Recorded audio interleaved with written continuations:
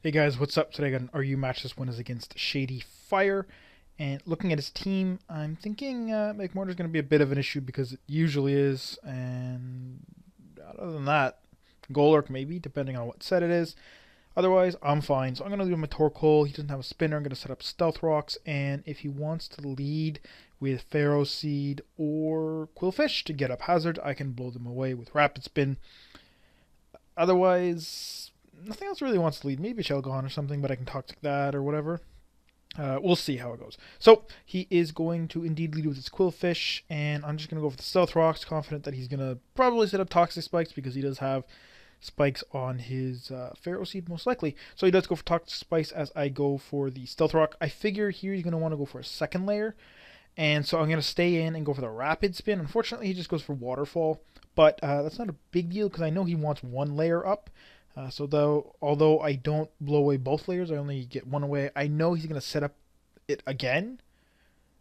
He could have also just went for one layer because he knows that Torkoal's a Rapid Spinner, so it's like no point in, like, at least, when you set up only one layer, it's like one turn for one turn kind of thing, just like Stealth Rocks. But if you set up two layers, it'd be a waste. But anyways, whatever. I go into my Electivire because I know I got a great chance to switch in. I know he's not going to want to stay in on the electric attack, so he's going to switch out to his Quad Resist. I'm just going to go for the Charge Beam, just get a special attack raise and see what happens. Maybe he'd want to switch into Clefable or something. Not really sure. But I get a crit and a special attack raise, which is excellent because that's going to mean this Flamethrower is going to absolutely roast this Pharaoh Seed.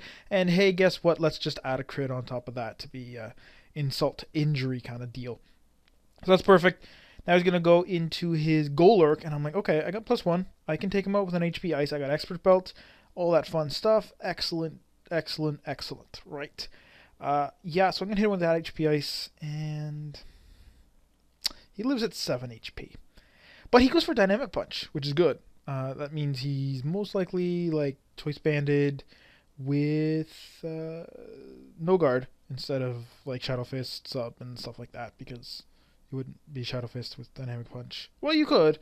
I think it should boost it, but there'd be no point to it. You might as well just Focus Punch. So I'm gonna stay in. Figure I got my boost. I'm almost dead. If he gets up one layer of spikes and Stealth Rocks, or two layers of spikes, or whatever, like I'm gonna get poisoned. And it's might as well just go for the hit. But he goes into McMortar. I know he's probably gonna be faster than me here, so I'm gonna switch out to my Slow King. He's gonna go for the Mach Punch actually. So I'm like, okay, so he's not Scarfed, but he's not Life Orb either. So he's, I guess, Expert Belt, most likely. But I don't really care. So he's going to go with a Thunderbolt. I'm specially defensive, so it doesn't really bother me. I got normal poison, so I'm not going to be, wearing down. I'm just going to Thunder Wave him here. Figure I can, get up to more or less max HP, and then just hit him when he gets fully paralyzed with a Scald. And that's what I'm going to do. I'm going to, go ahead and take the time to sit here and wait until he gets fully paralyzed, and just keep slacking off until he does. I realize that he's going to be doing slightly more damage because of the poison, essentially. If it's not for the poison, I'd actually gain a little bit, I guess. But yeah, I'm losing just like about 5% HP every time, which is not very good. But I think, I'm like, whatever, doesn't matter. He'll get paralyzed fairly soon, right? I mean, if he doesn't get paralyzed in the next, 7 turns, okay, yeah, I'll kind of have wasted most of what's left of my Slow King, but otherwise, he's gonna get paralyzed soon, right? So yeah, he just keeps going for Thunderbolt because he's got probably Fire Blast and maybe HP Ice, I don't know, or Grass. Thunderbolt still works, or Focus Punch. Could have Focus Punch, but that wouldn't really, or not Focus Punch, Focus Blast, sorry. But with Mach Punch, that's kind of weird-ish move, but yeah, so I'm, still sitting here, not really much to say. I guess, yeah. Don't you hate when this happens? When you're just, sitting there, okay, come on, get, paralyzed, or, okay, come on, get burned, or something, and it doesn't happen, and you're just like, wow. So I think that's his 4th Thunderbolt he got off in a row with no paralysis, I believe, is his 4th. Maybe it's his 4th in total, and I know I paralyzed him after the first one. Could have been his 5th. I don't really know. I almost gave up at this point. I'm like, you know what? fuck. I should just scold him because that way I stop it. But he finally gets paralyzed. Finally gets paralyzed. And I was like, oh, finally. I mean, in the end, I only lost, what, like 60 HP? I think the first time I slacked off, I was at 339, so I'm at 275. So it's like, it's really not a huge loss in the long run. But I finally get a scald off on his paralysis turn, and that puts me in a good spot. The thing is, I'm going to have to switch out anyways, because he is going to go into Shelgon, right? And it's like, he knows I have Scald and Thunder Wave and Slack Off, so he's going to substitute to block the status, but I'm actually going to stay in and go for the Ice Beam.